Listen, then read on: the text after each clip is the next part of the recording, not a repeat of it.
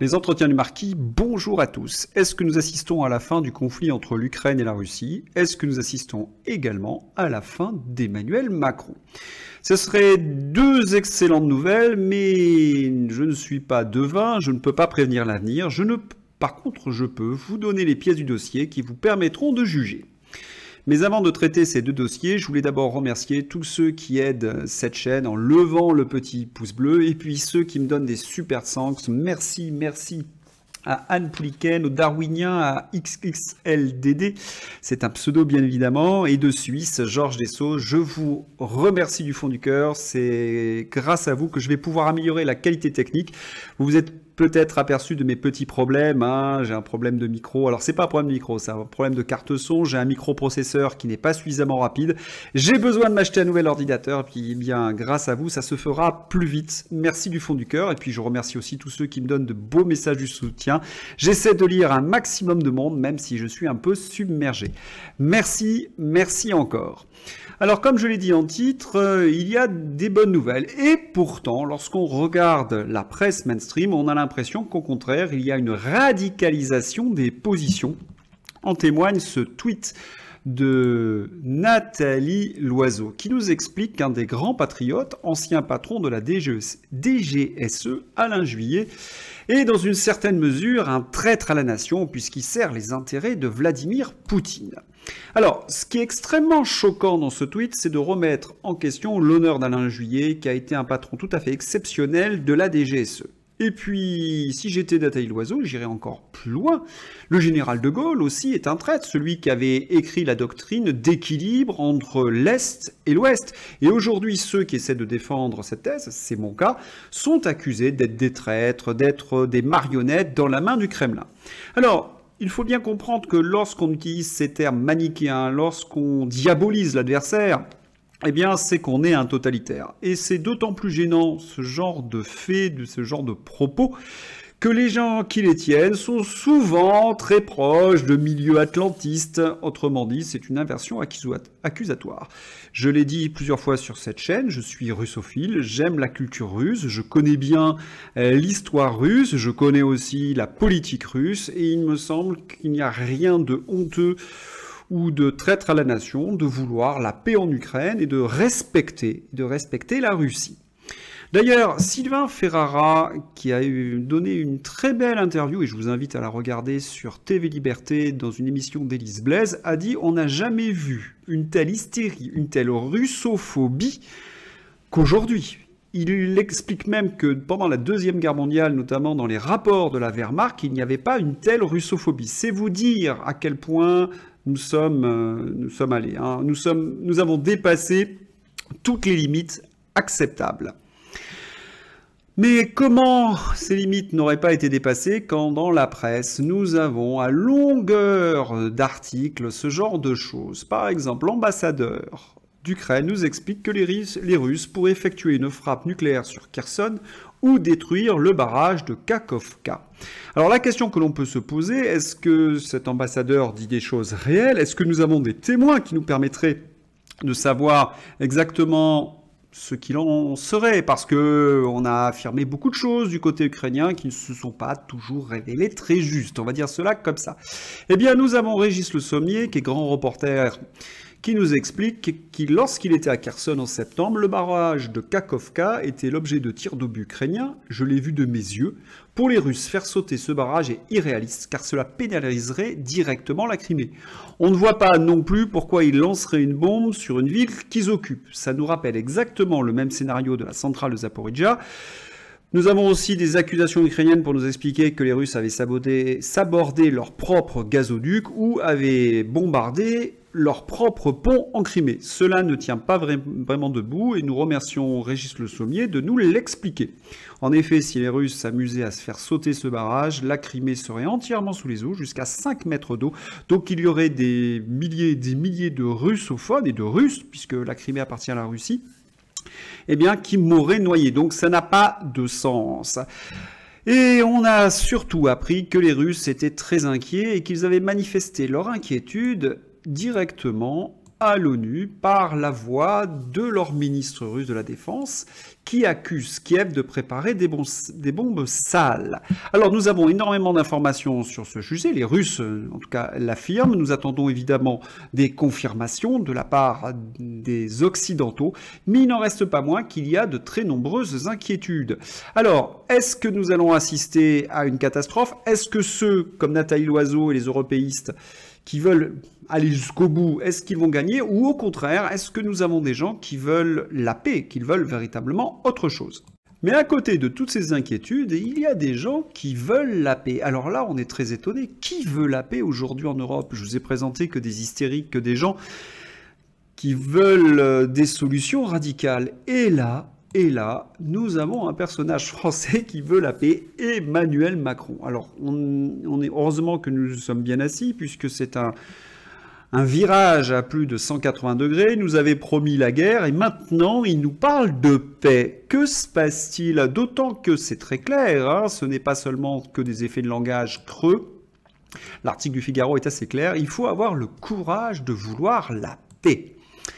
Le courage de vouloir la paix? Mais que se passe-t-il chez Emmanuel Macron? Lui qui nous avait promis une guerre longue qui irait jusqu'au bout, et puis maintenant il parle de reddition.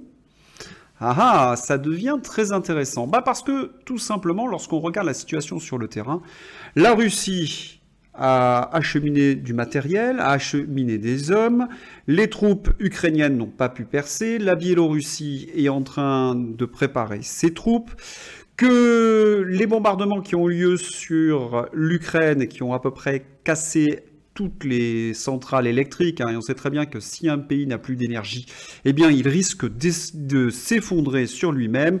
Ce que craignent en effet les stratèges de l'OTAN, c'est que l'Ukraine s'effondre. Donc il faudrait peut-être négocier avant la Russie, avant que cela arrive. Alors, pour la façade, on continue l'hystérie, mais par derrière, cela s'agite dans les coulisses. Et si Macron dit cela, c'est qu'il n'est pas tout seul, hein, il faut bien comprendre. C'est que c'est partout. Et on apprend, en effet, au niveau de l'Angleterre, que les Anglais parlent de désescalade. Les Anglais savent très bien ce qui se passe sur le terrain. Ils ont compris que si l'hiver durait, les marchés financiers pourraient s'effondrer et ce serait la fin de l'Angleterre. Qu'il y a une crise énergétique qui ferait que les populations se révolteraient. Et c'est à peu près la même chose en Allemagne, en France, en Italie et à peu près dans toute l'Europe. Mais il n'y a pas que dans l'Europe où cela se passe ainsi, il faudrait aussi aller aux États-Unis où les Américains sont en train de nous expliquer, en tout cas si les républicains passaient et gagnaient les élections, eh bien ils ne soutiendraient plus de manière massive les Ukrainiens. On a même vu quelques ténors républicains expliquer que les Américains souffraient et qu'on déversait des milliards sur cette Ukraine, sur Zelensky, qui n'a pas véritablement bonne presse dans toute la presse américaine. Voilà donc un changement de paradigme et Macron, qui a eu vent évidemment de l'affaire, est en train de retourner sa veste. On le connaît, Emmanuel Macron. Il baisse les bras, Eh bien, regardez ce qu'écrit Franz-Olivier Gilbert dans son journal, Le Point, ni plus ni moins. Il nous explique que Macron, eh bien, il est plus ou moins en train de faire une dépression. La dépression du président. Les mots sont choisis. Ils sont très forts. Dépression. Je vous avais dit, il y a un mois, on avait eu des sources, des indiscrets, que Macron était très très mal. Là, Franz-Olivier Gilbert brise un tabou parce que c'était une information qui circulait dans toutes les rédactions. Macron va très mal. Et il semble avoir baissé les bras. Alors, est-ce qu'on l'accuse de faire la paix? On ne sait pas trop, parce que l'article peut être aussi assez ambivalent. Et puis surtout, on nous explique que c'est pas une personnalité forte et dominatrice, Macron. C'est quelqu'un de faible, c'est un petit garçon.